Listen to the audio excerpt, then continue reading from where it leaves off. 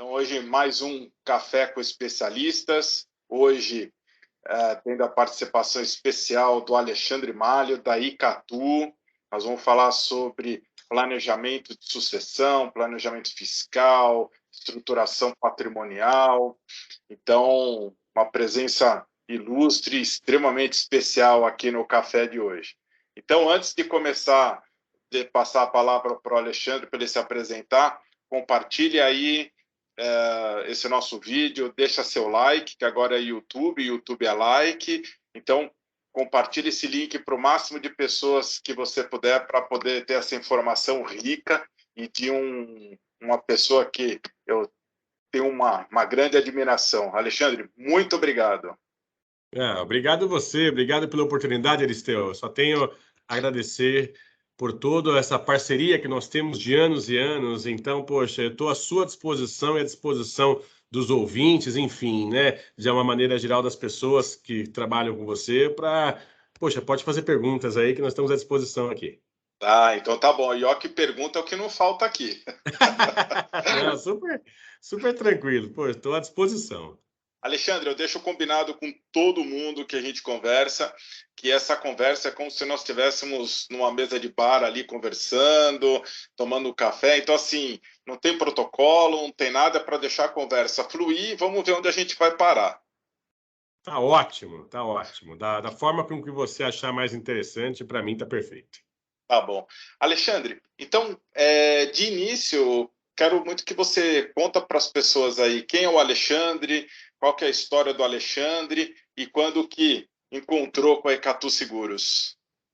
Ótimo, excelente. Eu comecei no mercado segurador em 1997, no Bradesco. Aí, em 99, eu fui trabalhar o Bradesco inaugurou o Private Bank, e nós trabalhávamos na Bradesco Vida e Previdência, e aí nós fizemos uma parceria com o Private e criamos também a Bradesco, no caso da Bradesco Previdência, o Private, né? O Private naquela época, né? Enfim, aí as coisas desenrolaram. Em 2005, eu fui trabalhar dentro do Private Bank do Bradesco para cuidar dos clientes, para auxiliar, né, nas tratativas com os clientes voltadas à vida e previdência, principalmente, né, os seguros de uma maneira geral, mas mais precisamente vida e previdência. E eis que desde 2011 eu estou na Icatu Seguros.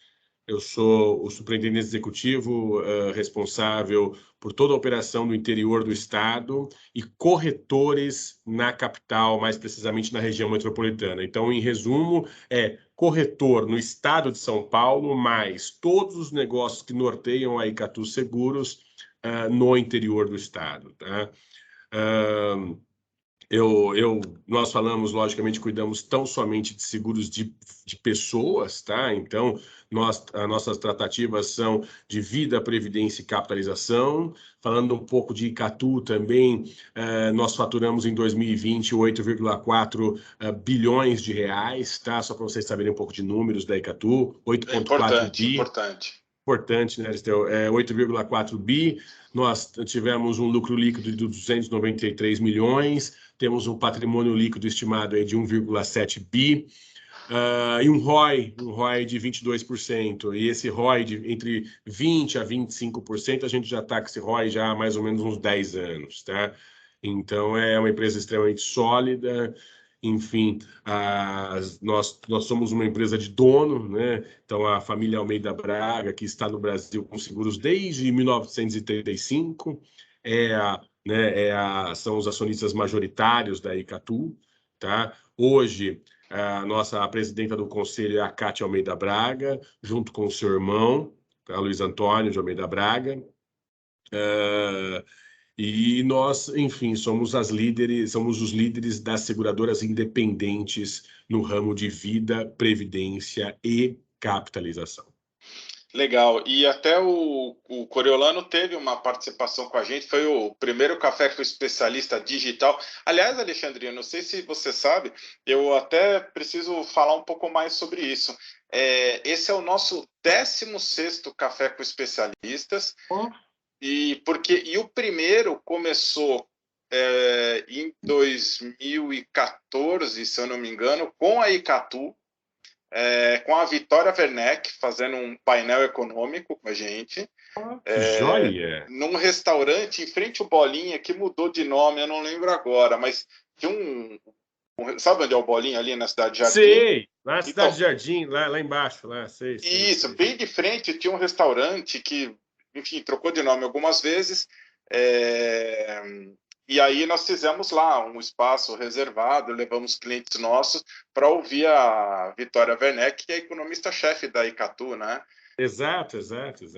E dali começou o Café com Especialistas, e hoje eu fazia ele a cada 3 meses. Então, conforme os anos, eu fazia 3 por ano, né? E já estamos na 16ª versão do Café com Especialistas. Então, é muito legal ver como esse trabalho que a gente está começando no formato digital, ele já existe há algum tempo no presencial, né? Com a pandemia tudo mudou, né? Sem dúvida nenhuma. E, Alexandre, você falou então que estava ali no private do Bradesco e cuidando dos clientes de alta renda, e dali que começou a tua imersão nessa questão de estruturação patrimonial, planejamento sucessório, benefício fiscal. Eu sou formado em Direito, né? Eu me formei pela FMU em 2001, né? Em 2001. E eu também tirei a ordem também, né? Na mesma época, 2002, 2003, eu tirei a ordem. Mas eu nunca advoguei, né? Eu tirei porque eu gostaria, né, eu queria passar na ordem, né? Ter o título, né? Mas eu nunca advoguei, não. E aí, posteriormente, também fiz um MBA em Finanças e Banking, um outro em Gestão de Seguros com ênfase em gestão de seguros com ênfase... Não, Gestão de Negócios com ênfase em seguros, né? Pelo IBMEC. E eu fiz também uma outra MBA de gestão de pessoas, né? Eu sou fascinado por gestão de pessoas. Sou fascinado. Se tem alguma coisa que eu gosto muito na questão de trabalho, é a questão de gestão de pessoas, que eu acho que é um diferencial. Então, e comecei, então, desde 2001 com essa questão do planejamento sucessório, né? Então, obviamente, como nós tínhamos muito óbvio, né, por questões óbvias, o foco no vida e previdência, então eu acabei me especializando nesse quesito do vida e previdência. Mas como também eu trabalhava ao lado de uma pessoa, lá no Bradesco, no Private, de uma pessoa do internacional, do Private Banking, mas da parte internacional, então eu acabei pegando por osmose algumas questões também de trust, de fundação, de holding, e aí você vai pegando, vai, né, lendo alguns artigos e tal, e não que eu seja um grande especialista, mas eu conheço um pouco desse negócio também, e eu acho super salutar, super legal falar sobre, né? É lógico, a gente indica que, poxa, a gente só coloca para a pessoa o seguinte, poxa, é importante você fazer um planejamento sucessório. Como você vai fazer o planejamento sucessório? Aí você vai falar com os especialistas. Então, quero fazer uma holding, quero fazer um trust, quero fazer uma fundação, quero fazer algo para preparar minha família. Lógico, você tem que falar com os especialistas. No caso do seguro, fale com o corretor de seguros. No caso de outras especificidades, fale com o seu advogado, fale com o escritório de advocacia, que ele vai te nortear referente a essas questões. Né? É isso. E o que é legal é que a Icatu, então aí você tem esse conhecimento, além do mercado de seguros, desse mercado de estruturação, o que dá um plus na hora de assessorar um cliente desse nível private, né? É um cara mais complexo, né? Vamos combinar, ele tem uma quantidade de patrimônio, tem filhos ou é empresário, né? Enfim, ele tem uma complexidade. E aí, quando ele percebe que tem um suporte com mais conhecimento, com mais know-how, a solução ela se completa, né? Porque você consegue conversar com o advogado dele, ou com o advisor que está fazendo, ou o family office, como a gente, que desenha as estruturas para os clientes. Então, aí a parte de seguro, como que ela encaixa, onde que entra as ferramentas, né? Exatamente isso. O seguro hoje, falando de Brasil, né? O seguro hoje e a previdência, eles são instrumentos muito interessantes para planejamento sucessório. É lógico que a primeira coisa, muitas vezes, que vem na cabeça de uma pessoa quando pensa em planejamento sucessório é fazer um testamento, né? Vou fazer um testamento. Ok, tá tudo certo, não tem nada demais. Tem que fazer, caso você queira distribuir ou já deixar algo certo na sua cabeça, se faz uma justiça, vamos dizer assim, ou se faz justo, se faz interessante, o testamento é um dos, né? É um dos itens, né, importantes para você pensar no planejamento sucessório. Agora, poxa, eu queria pensar num planejamento sucessório, mas não no Brasil. Eu quero fazer algo fora. Poxa, você tem N linhas para você seguir. Você pode fazer uma holding, uma holding voltada a questões internacionais. Você pode fazer, puxa, mas eu queria fazer um trust, né? Eu ouvi falar sobre trust, como que funciona, né? Poxa, é uma estrutura interessante, é relativamente simples, né? Porque não requer nada assim de outro planeta, né? É simplesmente você vai contratar alguém, né? Alguém fora do Brasil. Tem inúmeros países que fazem o trust, né? Você tem lá, por exemplo, o BVI, né? Ilhas Virgens Britânicas. Você pode fazer nos Estados Unidos, você pode fazer no Uruguai, você pode fazer em diversos lugares, né? Não tem é muito fácil, né? Desde que você seja bem orientado. E eu não tenho dúvidas que você aí na sua estrutura, por exemplo, Aristeu, você tem um advogado, você tem, né, pessoas que te orientam e que te, né, enfim, que estão juntos no dia a dia, que podem fazer isso para o seu cliente, né? O nosso papel é, ó, existe isso, existe isso, existe isso, existe isso. Poxa, o que se encaixa? Ah, sabe o que é, ô Alexandre? Eu tenho 35 imóveis e tá tudo na pessoa física. Poxa, né? Vamos fazer uma holding, Sim. né? Vamos fazer uma holding, vamos colocar todos esses imóveis dentro da holding. Obviamente, você vai ter um custo a curto prazo, lógico, isso é uma questão óbvia, né? Mas em contrapartida, a questão tributária e a questão sucessória, você está resolvendo já. Você está resolvendo, né? Então, quer dizer, você desembolsa algo, né, razoável no início, óbvio, por questões óbvias, mas aí posteriormente você já alinha a questão tributária e a questão sucessória. Pô, só de tributo, meu Deus, você deixa de pagar 27 mil para pagar 10, 11. Quer dizer, é um negócio assim, estapafúrdio para quem, logicamente, tem diversos imóveis, né? Então, quer dizer, tem inúmeras saídas, né? É por isso que, na verdade, a gente tem que conhecer o cliente na acepção da palavra, né, Sim. Aristeu? Eu vejo isso como fundamental. Conheça seu cliente. Você não tem que vender só o seguro de vida para ele. Você não tem que vender só uma previdência privada. Você não tem que fazer tão somente o seguro do automóvel dele. Porque daqui a pouco ele nem tem mais automóvel também, né? Hoje em dia, Sejamos francos, né? Daqui a pouco ele nem tem mais automóvel.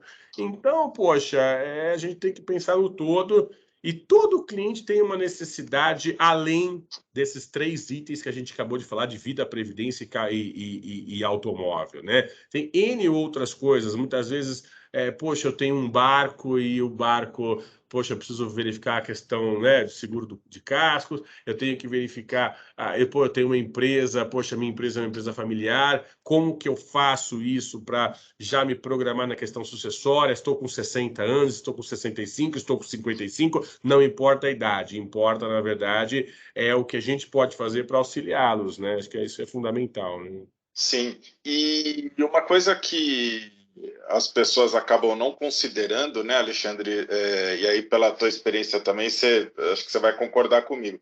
As pessoas, eles falam, eu tenho patrimônio, está no meu nome, e só que na hora que eles vão pensar no planejamento, eles esquecem que o custo de sucessão é muito caro, né? É, Aqui no Brasil, ele ainda é um dos custos mais baratos. Você pega nos Estados Unidos, na pessoa física, é 48%, 46%, depende do isso, estado.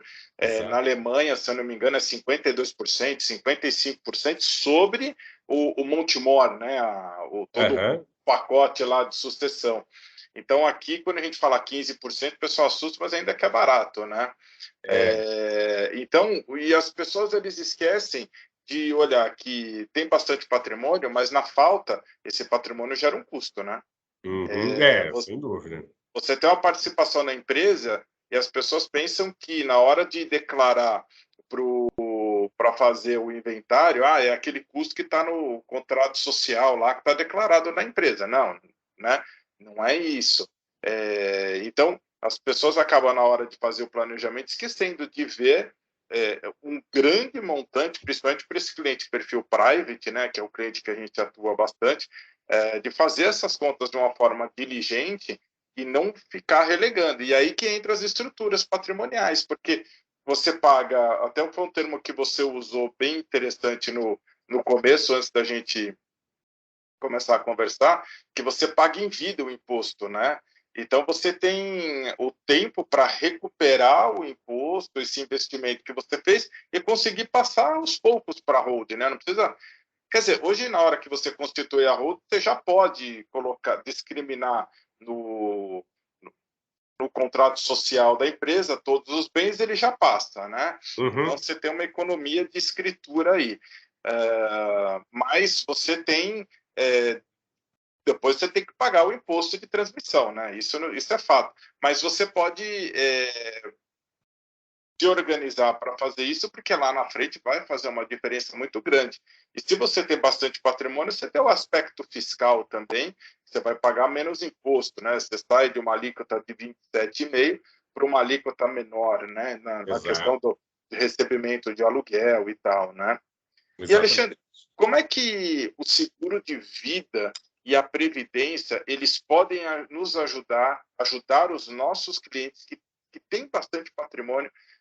Por exemplo, eu vou te contar uma passagem. Eu fui conversar com uma cliente, conversei com um marido, um senhor de uns 80 anos. Aí, ele gostou muito da ideia de fazer estruturação patrimonial, que ele tem bastante imóveis. Aí ele falou, olha, você tem que convencer a minha esposa. E aí eu fui conversar com a esposa e falei, olha, tem aqui essa ideia e tal. Ela falou assim, Aristeu, pode parar porque eu não converso de coisas relacionadas à morte. Aí eu falei, mas, olha, é importante fazer e tal, os filhos vão ter proteção, isso reduz o custo. Então, assim, eu tentei uma série de argumentos, aí veio um estalo, eu falei assim, olha, vamos falar de dinheiro? Vai te custar tanto. Oi? Então, aí ficou a atenção, porque... e aí eu acho que essa questão da previdência e do seguro não é só a questão de sucessão, mas é uma questão de ajudar as famílias depois a não ter esse encargo grande, né? Exato. Na verdade, o que acontece, né, Aristeu? A gente, no estado de São Paulo, o ITCMD é de 4%. Em Barueri, aqui pertinho, é 5%. O ITC... Não, o ITBI. O ITBI, né? O ITBI, exatamente. ITBI. O ITCMD é de 4%. Só que, na Constituição Federal, nós podemos ir até 8% do ITCMD, né? Os estados têm a liberalidade de ir até 8% do ITCMD. A grande maioria dos estados tem o ITCMD escalonado, que vai de 0 a 8, ou de 2 a 8. Aqui eu falo 0 porque tem algumas questões voltadas a isenções, né, do ITCMD, né? Então, a maioria dos estados vão de 0 a 8. No caso de São Paulo, é 4%, mas tem as isenções também, né? Tem algumas isenções, como, por exemplo, você pode doar até 2.500 UFESPs, né? Que dá mais ou menos uns 75 mil, 80 mil reais por ano, né? Você pode fazer esse tipo de doação que você não vai precisar recolher ITCMD. Tem uma outra isenção também de TCMD, que previdência privada não incide TCMD. Também está escrito lá no artigo 6º da Lei 10.992 de 2001, né? Tá escrito isso lá também, né? Então, quer dizer, tem uma série de isenções também. Fala também da questão de imóveis voltados à venda de imóveis que tem também isenção de TCMD, tem algumas coisas, né? Agora, no caso do seguro de vida e da previdência, eles são fundamentais, porque a gente não está falando tão somente de economia financeira. A gente está falando de prover uma liquidez no seu patrimônio, né? Que você tem um patrimônio X imobilizado e em valores também, né? Investimentos, em ativos, né? Em ativos, exato. Só que muitas vezes a família não sabe e o investimento lá está em D90, D70. Então, quer dizer, você vai ficar, além de ter que abrir o inventário, além de esperar que tenha um alvará para liberar esses recursos, você ainda tem o tempo para baixar os fundos, né? Então, quer dizer, pode demorar 5, 6, 7 meses para você ter acesso a dinheiro. A dinheiro. Então, isso aí é muito ruim. No seguro de vida, no caso, poxa, em até 30 dias a gente paga, né? Logicamente, estando tudo certinho, dentro dos conformes e tal, né? Passando pela nossa área lá de sinistro, a gente paga em até 30 dias. No caso da Previdência, idem, é até 30 dias também, mas é um dinheiro, no caso da Previdência, que já era do participante. Nós só estamos mudando as mãos, né? Ou seja, passando de uma pessoa X para uma ou várias pessoas Y, né? Que são quem? São os beneficiários. E beneficiários, pessoal, indicados pelo próprio participante. Você Sim. pode indicar os filhos e o cônjuge? Pode. Você pode indicar netos? Pode. Lógico, tem que analisar a questão da legítima também, é importante, né? Não, eu tenho um patrimônio de 10 milhões e vou deixar 9 milhões e meio em previdência, né? 9 milhões e meio é uma coisa estranha, mas deixar 7 milhões em Mais de previdência, 50%, né? exatamente, mais de 50%, e vou deixar para a governanta, vou deixar para o meu primo, vou deixar para um sobrinho. Realmente pode ter um mandado de segurança impetrado pelos herdeiros e isso se desenrolar de uma forma não tão legal, entendeu? Mas eu estou indo para a Porque você exceção tem da a lei de exceção. sucessão em cima, né? Exato. Eu estou indo para a exceção da exceção da exceção, né, Aristeu? Então, o mais importante o normal você deixa para os seus beneficiários, muitas vezes herdeiros legais, muitas vezes herdeiros necessários, inclusive, né? Cônjuges, descendentes e ascendentes, né?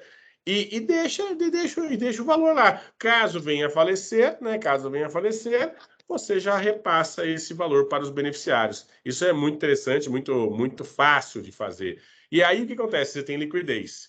E você tendo liquidez, você consegue prover aí, acho que os escritórios, os family offices, enfim, falam que o interessante é deixar pelo menos 2 anos de valor, né, de pecúnia, para a família poder se reestruturar novamente, né? Porque é lógico, uma hora o inventário desenrola. Você tem o inventário extrajudicial e o inventário judicial. O inventário extrajudicial, ele pode sair em 4, 5, 6 meses, enfim, ele se desenrola mais rápido.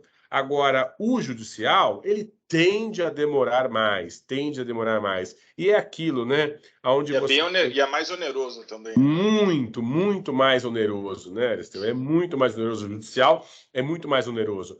E nós temos que avaliar também o seguinte: se há duas pessoas, né, se há 2 filhos, por exemplo, já pode ter um certo desentendimento onde você trava o inventário. Se houver um menor de idade, já não dá para você fazer o inventário extrajudicial, você já tem que ir para o judicial. Então, quer dizer, tem uma série de questões, né, que a gente tem que observar no inventário, no inventário não, né, antes de ter o inventário, para poder se precaver e fazer com que a família fique, vamos dizer assim, tenha o seu respaldo, né, Aristeu? Tenha o seu respaldo. É lógico que não é o assunto mais agradável do mundo, logicamente, como você bem frisou, mas sabendo colocar e expressando de uma forma plena e tranquila para os clientes, né, para os nossos clientes, com certeza absoluta as pessoas ouvem e entendem a real necessidade, né? O seguro de vida, muitas vezes, né, Aristeu, a pessoa procura, mas ela já procura num momento, já o momento dela, poxa, está com 60 anos, 65 anos, fica muito caro. Fica um seguro oneroso, né? Por que a gente não pensa no seguro de vida aos 35, aos 40, né? Quando muitas vezes você pensa no seguro de vida aos 25 anos, que é quando você está constituindo uma reserva financeira e você tem um seguro de vida. O seguro de vida fica muito barato, muito barato. Só que o que acontece? Você vai constituindo uma reserva financeira e o seguro de vida está aqui. Muitas vezes você constitui uma reserva financeira tão interessante que o seguro de vida acaba não tendo uma necessidade tão pesada, né? Tão pesada. E eu sempre falo, Aristeu, para todas as pessoas, para todos os clientes, para todos os segurados, seguro de vida é fundamental, fundamental. Todos. Não, mas eu tenho muito dinheiro, eu tenho muitos imóveis, não importa. Faça o seguro Mas de se está na vida. pessoa física, por exemplo, é um problema, não é Exato. solução. Não é exatamente isso. Às vezes é um baita problema. É um baita problema. Então, faça um seguro de vida pelo menos para pagar o ITCMD e as custas judiciais. Pelo menos, tenha pelo menos uns 15% do que vai ser o valor, do que é o valor do patrimônio, sabe? Sim. Tenha de importância assegurada mais ou menos, assim, no mínimo, uns 15% para desenrolar o inventário, porque você abriu o inventário, você tem que pagar ITCMD. Você abriu o inventário, você vai ter que pagar custas. E muitas vezes também tem os honorários, tem uma série de coisas aí Tem que é uma coisa importante, né? que é meio cruel. Infelizmente, na família, acabamos tendo que passar por algumas situações é, de inventário, né? Enfim, falecimento na família.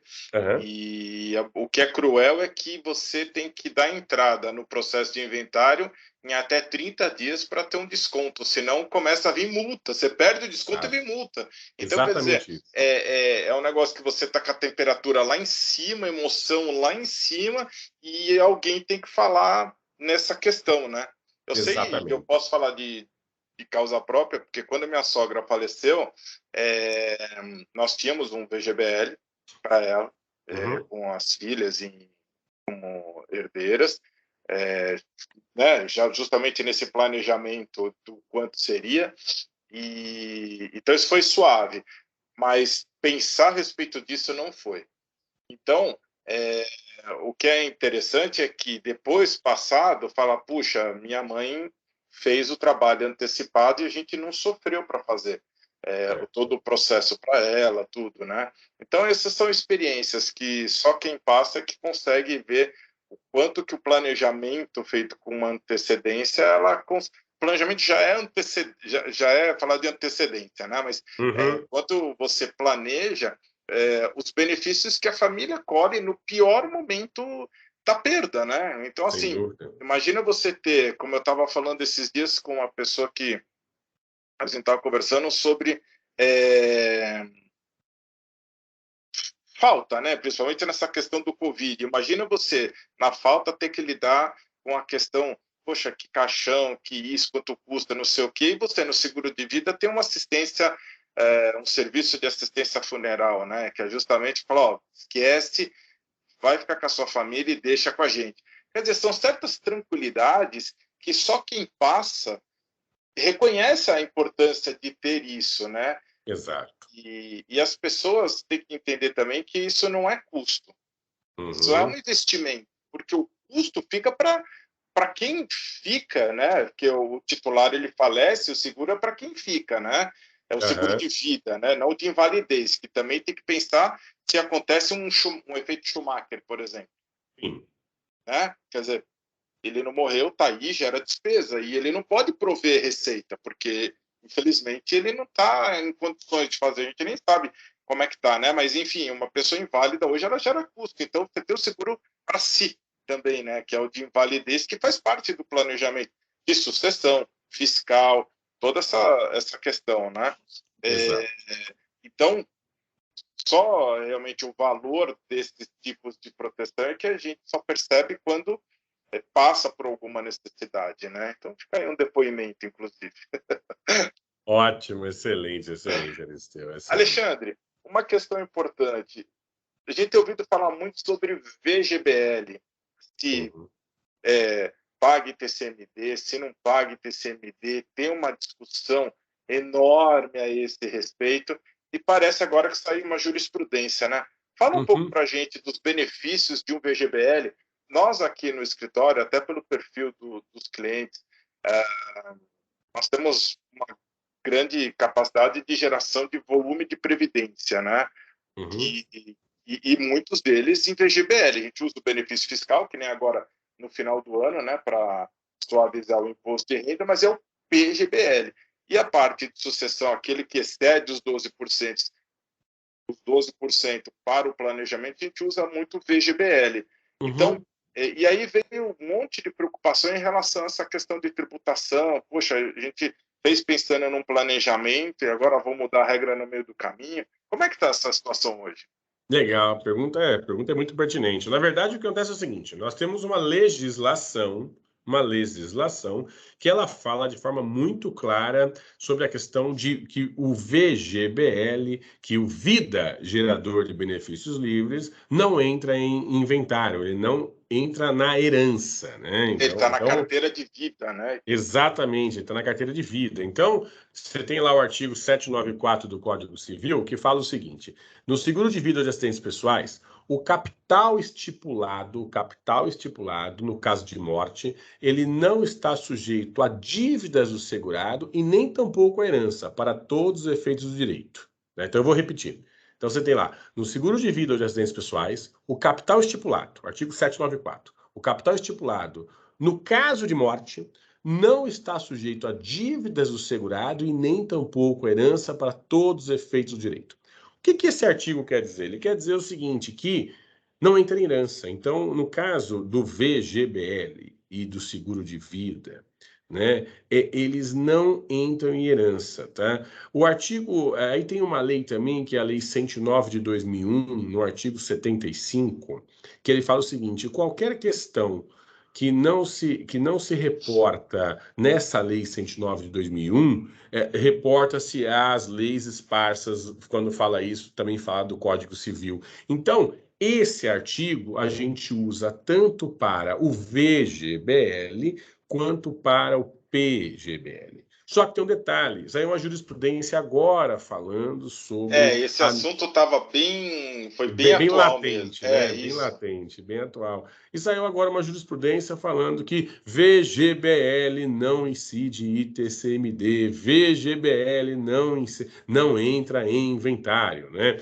Então, quer dizer, na verdade, essa jurisprudência que saiu, e tem inúmeras outras também que saíram durante todos esses anos, Aristeu, ela só vem ratificar algo que é muito claro e que já está constando no ordenamento jurídico brasileiro, né? Que é a não incidência de tributação, aliás, a não incidência de imposto quando nós temos o falecimento de um participante que tenha o VGBL e também o PGBL, tá? O VGBL, ele é mais, assim, vamos dizer, notório. Por quê? Porque é vida gerador de benefícios. O PGBL, ele na verdade, ele é um plano gerador de benefícios livres, ou seja, ele não está na linha do vida, né? Hoje não há uma legislação que fale assim, temos que recolher sobre o PGBL e o ITCMD. Não há uma legislação, tá? Então, obviamente, a gente também acaba não recolhendo o ITCMD para o P, né? Para o P. Mas o V é latente. O V ele é latente porque ele é da linha do vida, né? E até. Pode, não, conclui.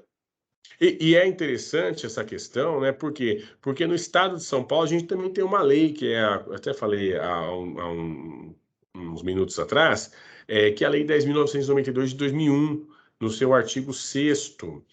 Eu não lembro o inciso, mas enfim, tá, são 7, 8 incisos, está lá. Um dos incisos fala que não incide, ITCMD em previdência privada, né? Então, quer dizer, a priori, hoje, né, no caso, não incide tributação voltado à questão do PGBL e do VGBL. O seguro de vida, aí já é notório. Né? Aí já é notório. Realmente não incide, por quê? Porque você não tem patrimônio, né? Você tem uma importância assegurada que você paga um prêmio por isso. Então, quer dizer, não existe um patrimônio diretamente ligado ao seguro de vida, né? Então, aí realmente não Você tem um incide. direito a receber, no caso, Você né? tem um direito, exatamente, você tem um direito a receber. Você não tem uma reserva constituída, né? O que você tem caso aconteça o evento, né? Você tem que ter o fato gerador. E o que é o fato gerador? O fato gerador é o falecimento. Se houver o fato gerador, logo você tem o valor disponibilizado aí, no caso... Mediante o prêmio que você paga mensal, né? Exatamente isso, Aristeu. O VGBL ele acabou entrando nisso porque muita gente acabou tratando o investimento, o VGBL como investimento. Mas se você é um movimento de capitalização, né? Juros sobre juros. Então é normal você ter ganho de capital em cima disso, mas você paga sobre o ganho de capital, né? Que é o imposto de renda, que tem a tabela, né? A compensável e a regressiva. Então, acho que o pessoal acabou olhando que muita gente estava usando a Previdência como investimento e não como sucessão. Até porque ou como aposentadoria, porque o capital formado na Previdência chama capital de sobrevivência, né? Sim, com certeza. Que é Com certeza totalmente absoluta. voltado para a aposentadoria, né? Que é para a sobrevivência dele no futuro. Então, só que você... Poxa, tem gestores que fazem o seu dinheiro render mais que se ficasse nos planos tradicionais de antigamente. Então, acho que por isso que acabou entrando. O pessoal investe, mas é longuíssimo prazo e para várias finalidades, né? Não é só para... Até porque ele não é o veículo correto para você fazer um investimento igual os fundos não previdência, né? Sim. Ele é um investimento, sim, de longo prazo para sua aposentadoria, para sua sucessão, para o seu dinheiro estar lá, tendo um rendimento, mas com um objetivo que você não vai mexer nele, né? Não é para viajar, não é para trocar de casa, não é para comprar um carro. Até se quiser, porque ele tem resgate, né? Uma emergência, qualquer coisa está lá. Mas sem dúvida. O objetivo dela é, de fato, sobrevivência, né? Exato. Não dá para você fazer um plano de previdência pensando em resgatar daqui a 2 anos, né? Vamos dizer que a gente tem mecanismos mais interessantes, né? Vamos dizer assim. Os não previdência, né? Exato. Produto não previdência para curto prazo faz mais sentido, né? Para usar para Lógico.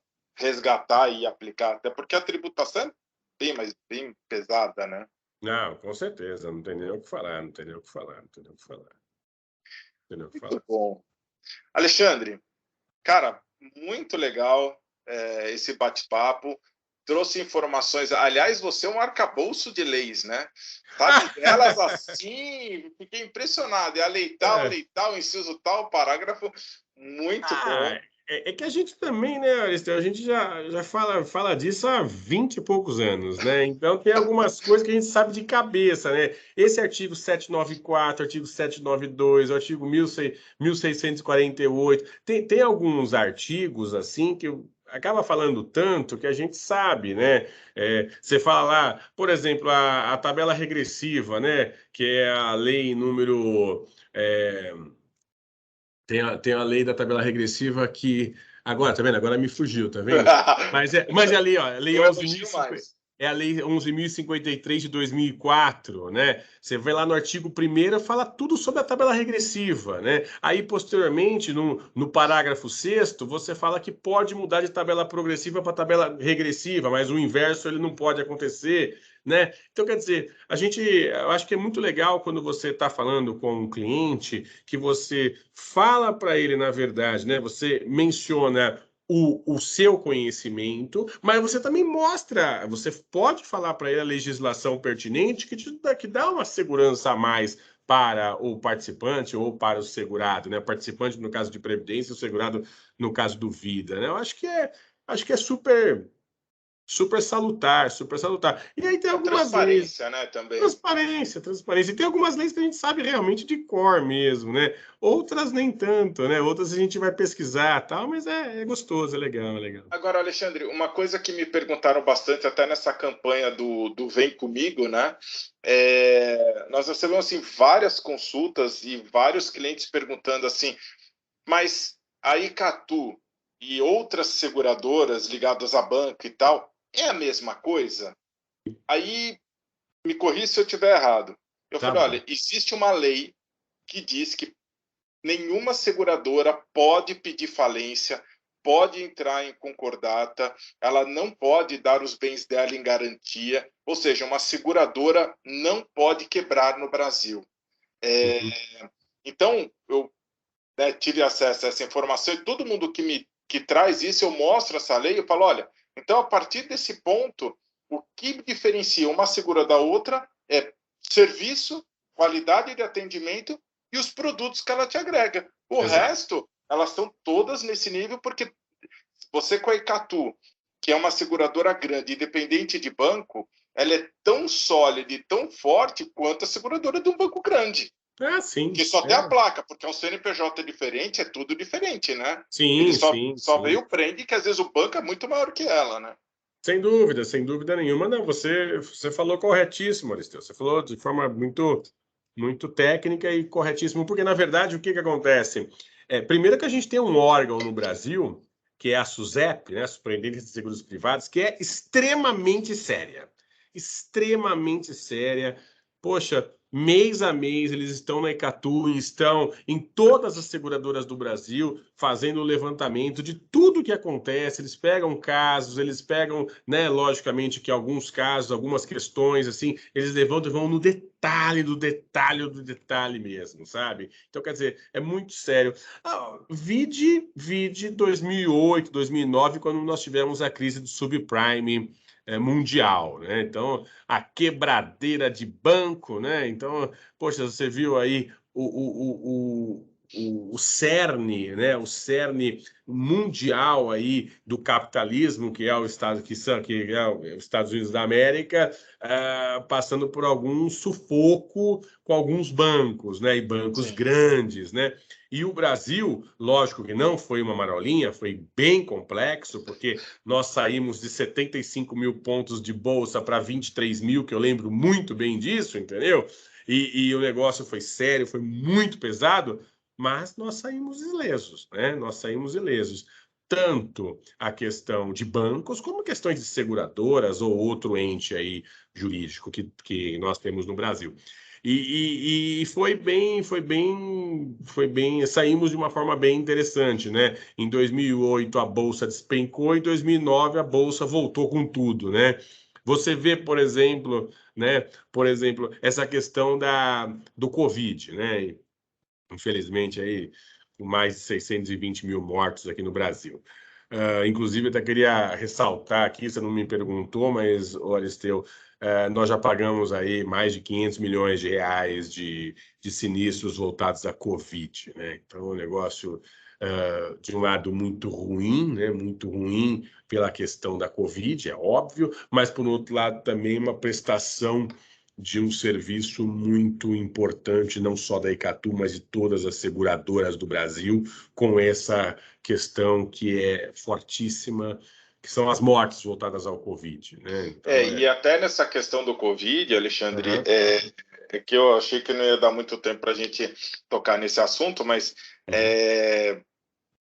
Todas as seguradoras elas têm um capital livre que é para pagamento de indenizações, né? E eu Aham. lembro que eu perguntei a estatística da Icatu, como é que ela estava em relação a isso, para ver a solvência da Icatu, né? E a Perfeito, informação que eu perfeito. tive é que ela tinha pago, na época, mais de 2 mil sinistros, especificamente de Covid, né? Mais Uhum. de 2 mil sinistros, e estava com saldo positivo desse, porque assim a SUSEP ela faz uma estatística para avaliar a capacidade da seguradora de honrar os compromissos dos produtos que ela vende, né?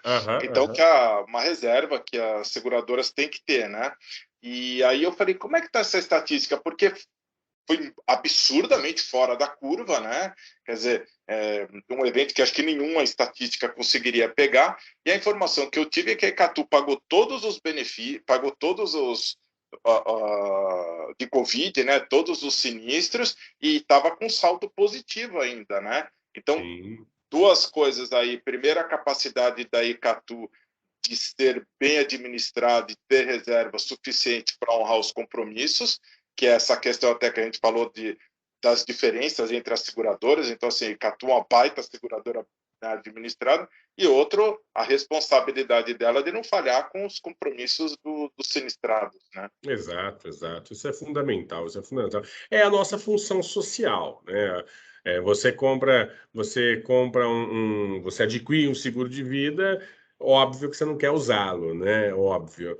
Mas é com esse intuito, né? Com esse intuito. E aí, você imagina, Aristeu, se nós tivéssemos um seguro de vida para cada para cada pessoa no Brasil, com uma importância assegurada de R$50 mil, por exemplo, e um SAF, né? Um serviço de assistência funeral, o que seria o Brasil? O que seria o Brasil daqui a 5, 10, 15, 20 anos, né? A oportunidade que nós daríamos para as pessoas que ficam desamparadas no momento da perda de um ente querido e que, obviamente, você já está desamparado porque você perdeu um ente querido e você ainda fica desprovido de uma renda, né? Então, quer dizer, é muito importante as pessoas se conscientizarem e fazer um seguro. Sabe, Olha, Alexandre, a gente não precisa ir muito longe, porque eu, em 2002, fiz um TCC, que eu fiz Direito, depois fiz Economia, e o meu TCC foi a importância da previdência privada na terceira idade e o impacto dela na economia. E lá eu estava mostrando que em uma geração, e foi bem na época que o Fernando Henrique Cardoso estava aprovando fazer o empréstimo do INSS, né, o consignado pelo INSS. E eu lembro que eu fui radicalmente contra na tese, porque eu falei, ao invés da gente estimular a poupança, nós estamos estimulando dívida. Lógico, tem que levar toda uma questão social e tudo mais. Né? Sim. Mas, olhando do ponto de vista de geração de riqueza, isso que você falou, imagina o que seria o país se em 2002 ele estivesse estimulando as pessoas a fazerem uma poupança, planejar um futuro para elas, uma previdência capitalizada. Então, você imagina, em 2002, hoje nós estamos em 2021, 19 anos, quanto seria a reserva dessa pessoa hoje, né, que começou lá, e como que ela se aposentaria? O filho dela vai olhar e vai falar, nossa, meu pai começou, ele tem uma renda do governo e uma renda da previdência privada, poxa, e a gente vive bem, então eu vou fazer a minha logo cedo. Então, quer dizer, aí você imagina o filho dessa pessoa, como que ele vai se aposentar? Vai se aposentar rico, porque ele vai começar cedo, sei lá, 16 anos, 18 anos, ele já no estágio dele ou no trabalho dele começa a fazer, vai se aposentar com 50. Então ele vai fazer 40 anos de previdência, o que é o dinheiro capitalizado há 40 anos. Nossa Senhora, um negócio assustador. Então, você sabe que no cashback aqui, nós fizemos uma conta do cashback da campanha, se você faz um aporte de R$500 mil ou uma portabilidade, nós vamos devolver a nossa TAF para o cliente. Né? No caso, R$500 mil daria por 12 meses a TAF. Daria R$1.500 por ano. Se você capitalizar esses R$1.500 em 30 anos, dá quase R$40 mil. Olha o tamanho da força de R$1.500 capitalizado em 30 anos, se não me engano, uma taxa de 0,7 ao mês. 0,7 ao mês, nada absurdo, né? 0,7 ao mês, nada absurdo. Foi bem pianinho mesmo. Sim. Se você aplicar hoje, você tem mais que isso, né? Você vai conseguir mais do que isso hoje. A taxa de juros já está em 7,20, Selic quase 8, né? Então, isso. Mas é importante, na minha concepção, e eu tenho certeza que na sua também, as pessoas procurarem não só economizar, né, mas procurar pensar no futuro com uma visão um pouco diferente do que os nossos pais ou os nossos avós pensavam, sabe? A gente tem que avaliar, Esteu, que quando os nossos avós nasceram ou os nossos pais nasceram, de 1910 para cá, por exemplo, em 1910, nós tínhamos uma expectativa de vida de 33 anos. 33. Eu tenho reportagens, né? Eu tenho reportagens guardadas aqui na internet de 1935, que tá escrito assim no jornal da época, né? Idoso de 34 anos se acidenta e vem a óbito. Né? Nossa. Então é um negócio impressionante. E nós temos hoje pessoas de 1910 ainda vivas, né? Então, quer dizer, numa época que ele nasceu e que a expectativa de vida era de 33, ele hoje está com 110 anos, e a gente tem gente viva com 110 anos, né? Tem gente viva com 110 anos. Poxa, a expectativa de vida era 33. Hoje, a expectativa de vida é de 76 ao nascer, né? Agora, você imagina, os nossos filhos vão viver até 100 anos de uma forma natural. Se eu não me engano, 2050, a expectativa é viver 100 anos, né? Quem nasce em 2050, né? Você a cada ano, né? Logicamente, a gente tem uma série de questões que a gente tem que observar hoje, como uma pandemia, como uma série de. O advento da tecnologia ele traz coisas boas e traz coisas ruins também. Sim, né? sim, sim. O advento da medicina traz coisas muito boas, mas tem algumas questões também que não são tão razoáveis também, né? Então, a gente, sem dúvida nenhuma, vai ter. Hoje já nasceu a pessoa que vai viver até 150 anos. Né? Deve estar para o lado do Japão, não deve estar para o lado daqui, não deve estar para o lado do Ocidente, deve estar para o lado do Oriente, né? Mas com certeza absoluta, os nossos filhos vão viver muito, muito, muito. Os nossos netos, então, nem se fala, nem se fala, né? Nem se fala. E é isso, né, Aristel? Acho que o mais importante é a gente ter o pensamento seguinte: nós não, nós obviamente, tomara a Deus, sejamos longevos, né? Todos nós aqui, né? Eu, você e todas as pessoas que estão ouvindo, curtindo a gente e tal, né? Espero que todos sejamos longevos, mas nós não somos eternos. E nessa que nós não somos eternos, a gente tem que buscar uma solução para deixar os nossos entes queridos pelo menos numa situação razoável, né? Para que eles prossigam a vida e possam ser longevos, possam ter qualidade de vida, né? Isso é muito importante. Eu não vou deixar dinheiro para ninguém, tal, não sei o que lá, né? Eu ensino a pescar, e realmente a gente tem que ensinar a pescar. Deixar fortunas e fortunas também não é a intenção aqui. Na verdade, a intenção é fazer com que nós tenhamos uma vida plena, né? Uma vida plena, né, Aristeu? E que as pessoas possam ser felizes. Acho que essa é a ideia, entendeu? Essa é a ideia. E que não tenham tanta preocupação no futuro, porque todos nós, a certeza é única, né? Todos nós vamos falecer, né? Isso aí não tenha dúvida, né, Aristeu? Com certeza.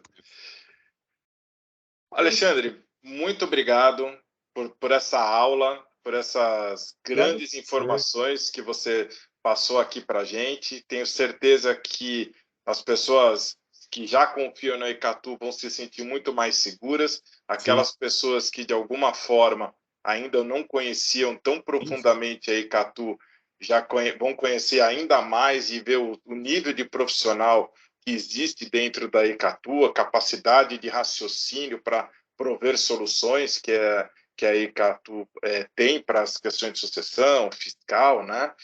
E então, Alexandre, mais uma vez eu te agradeço bastante pelo tempo que você dedicou para a gente e, enfim, considerações finais.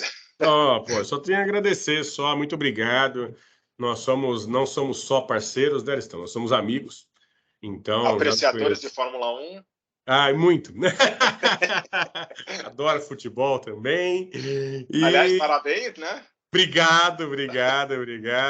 Quase tive um infarto, mas eu percebi sábado, nitidamente, Aristeu, que o meu coração, ele tá bom. Ele tá bombeando bastante sangue. Tá tudo certo, Aristeu. Graças a Deus, o check-up do coração eu já fiz. Agora, semana que vem, vou fazer outros tipos de check-up, mas o check-up do coração, olha, tá ótimo, porque eu vou falar um negócio para você. Ganhar do Flamengo não é fácil. Olha, nossa senhora, é um timaço, lógico, né? Uma baita de uma torcida, não tenho o que falar. Mas olha, o Palmeiras, parelho, né? Foi um jogo parelho e o Palmeiras se superou e, poxa, fiquei não, mas estou muito feliz aí com o tricampeonato. É isso aí. Alexandre, obrigado então, mais uma vez. E boa sorte para você, muito sucesso nessa sua carreira e espero que a gente continue sempre bastante próximo. Com certeza continuaremos. Obrigado a todos aí pela oportunidade. Obrigado a você, Aristeu, aí pela amizade, pelo carinho, pela parceria. E, poxa, estamos juntos. Muito obrigado, viu, Aristeu? Tá bom. Alexandre, boa noite. Um grande abraço para você. Um abraço em todos em casa. Muito obrigado. Igualmente, fiquem com Deus. Obrigado. Tchau, tchau. Tchau, tchau.